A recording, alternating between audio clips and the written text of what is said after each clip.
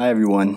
Today we'll be talking about our health campaign, Don't Mix, which aims to educate SDSU students on the risks of taking Xanax while drinking alcohol. We hope that you'll be able to take something away from our presentation.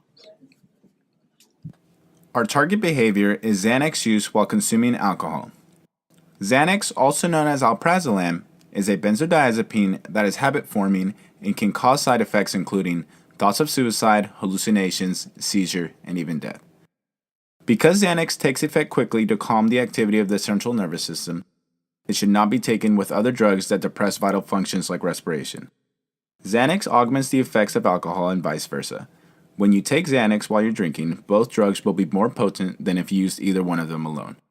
As a result, your risk of excessive sedation, dangerous accidents, respiratory depression, cardiac problems, and loss of consciousness increases exponentially. Memory problems, depression, sleeplessness, and agitation are a few of the long-term consequences of combining Xanax with alcohol.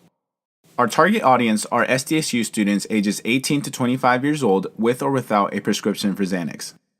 The reason we've chosen this audience is because SDSU has a well-known party culture that poses a danger to introducing students to illicit drug use and binge drinking habits. Oftentimes, Xanax is a popular drug of choice among students ages 18 to 25. According to AddictionCenter.com, college students make up one of the largest groups of drug abusers, and full-time college students are twice as likely to abuse drugs and alcohol. College students have easy access to illicit drugs, especially Xanax, and drinking is a common social activity among SDSU students. We have segmented our audience geographically and epidemiologically to focus on SDSU students because of their increased risk of drug and alcohol abuse. Psychographic segmentation, such as campus involvement and number of academic units, were also utilized to focus on the students who will be at a greater risk for abusing these substances due to stress or peer pressure. We segmented our target population into 3 different groups. Segment 1 is undergraduates involved with an on-campus organization taking more than 16 units in the current semester and not currently employed. The second segment is students not involved in Greek life or an RSO taking less than 16 units and not currently employed. Our third segment is undergraduate students with a part or full-time job taking more than 16 units. We chose to segment this way in order to effectively reach students with different levels of campus involvement, academic course load, and employment status based on research that shows that high stress levels, heavy course loads, and peer pressure increase the likelihood of drug abuse. This is James. He is a full-time engineering student studying and taking 18 units this semester. He is president of his engineering fraternity and therefore too busy to have a job.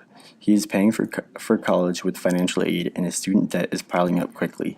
With everything on his plate, James often feels overwhelmed and anxious. Because of his high stress levels, he tends to blow off steam by drinking and partying with his fraternity brothers. He is a high-risk individual for substance abuse due to an overwhelming amount of stress. James' friends and family are worried about his excessive partying and are scared that he will turn to illicit drugs, such as abusing Xanax. We want to convey our message that mixing alcohol and Xanax can be extremely dangerous and not only reach James, but also those who interact with him on a regular basis. The source for our message is SDSU students and their peers. Our message is that students shouldn't mix Xanax and alcohol.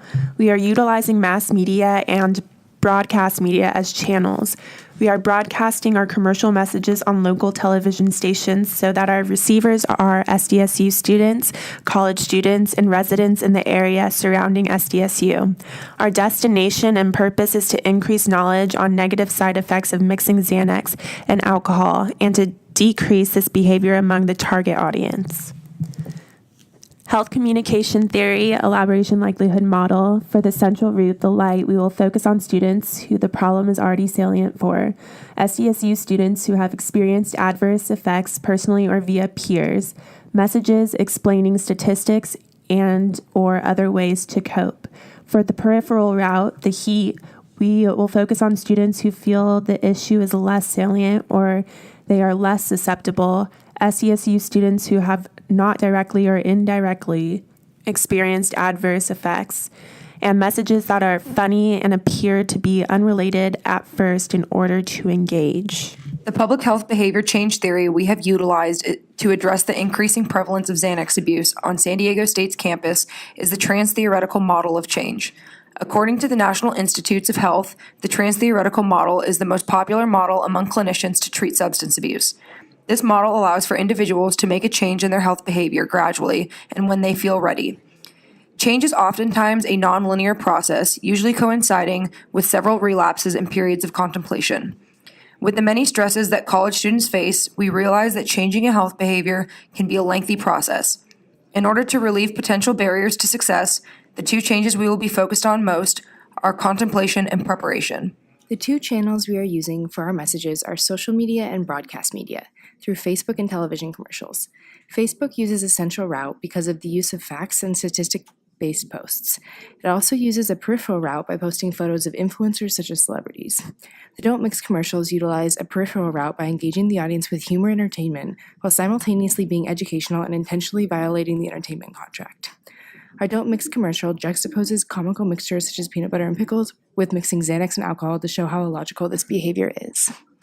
Here is our Don't Mix Facebook page, where we post a variety of messages that appeal to different audiences and use both the central and peripheral routes. We varied the types of posts, changing between text, quotes, pictures, and videos to get our audience as engaged as possible. Next, we're going to show you our broadcast commercial. We hope you guys enjoy. This coffee is so good. Yeah, do you guys want any creamer? I'll take some. Actually, I like my coffee with a little kick. That is so gross. That You is just disgusting, put hot Sarah. sauce into your coffee. That's It's true. actually a really good mix. You guys don't think so? I That's don't not a think good so. mix. Oh. A few moments later. I'm so hungry. I'm starving. I'm so excited for these sandwiches. You get the jelly.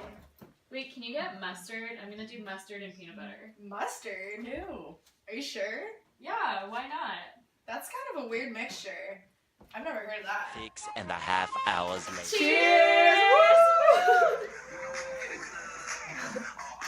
This is so fun, you guys. I know. Yeah. Do you want to know what would make this even more fun? What?